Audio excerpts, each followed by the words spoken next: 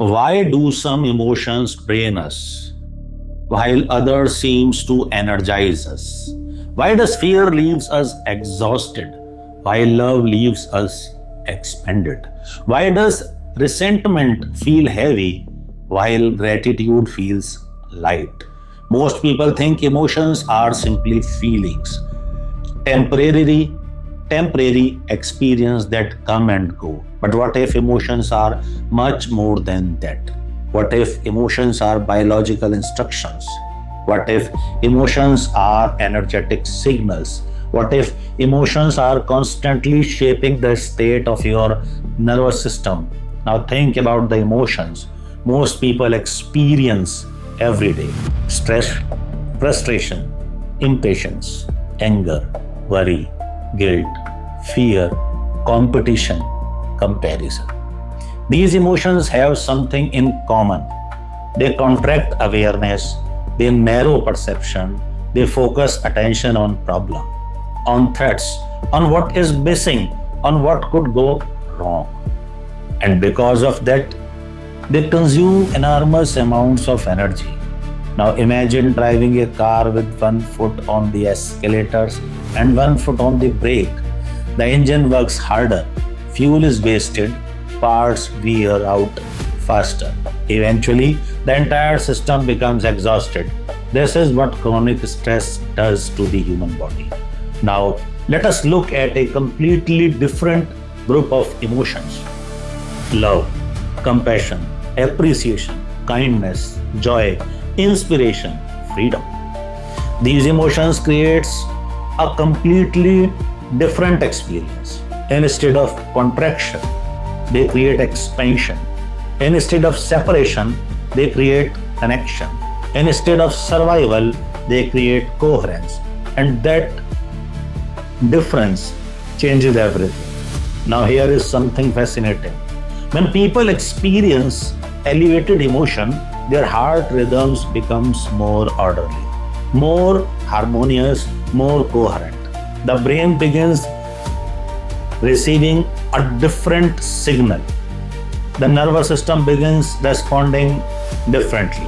The body begins functioning differently. In other words, the entire biological system starts operating from a different emotional environment. Now think about compassion. Compassion is not weakness. Compassion is not passivity. Compassion is the ability to remain connected, even when judgment would be easier. And that connection changes the way the nervous system responds. Now think about appreciation. Appreciation shifts attention, and instead of focusing on what is wrong, it notices what is working. Instead of scarcity, it notices abundance. Instead of luck, it notices possibility. And whenever attention and wherever attention goes, energy flows. Now consider love. Love may be one of the most misunderstood words in human history.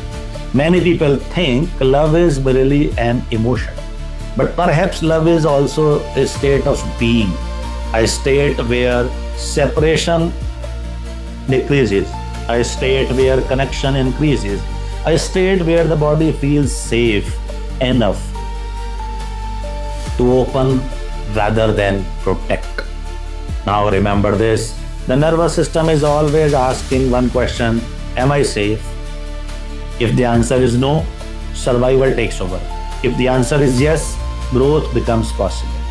And elevated emotions communicates safety.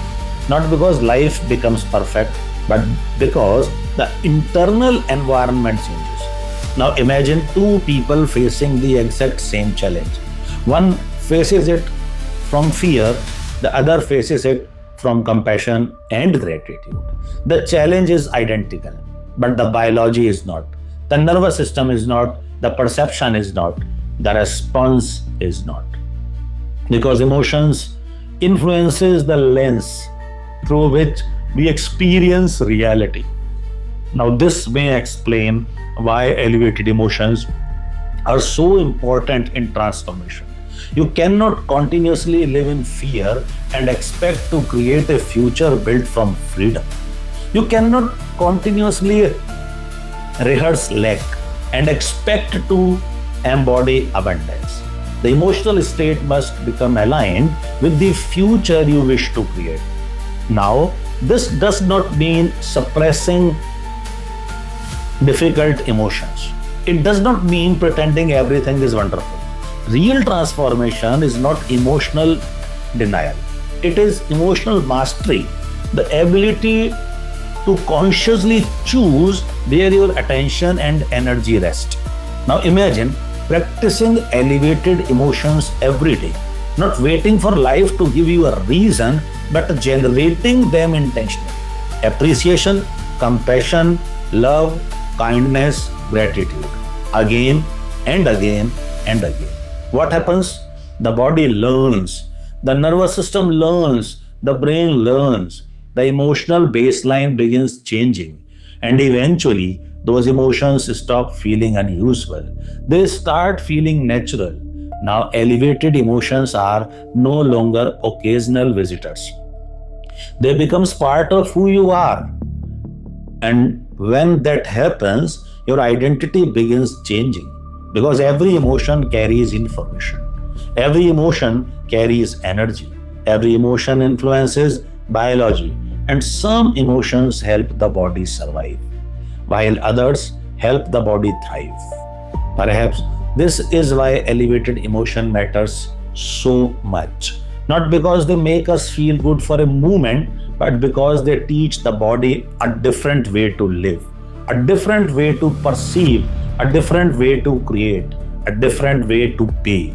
And maybe the science of elevated emotions is really the science of becoming more fully human.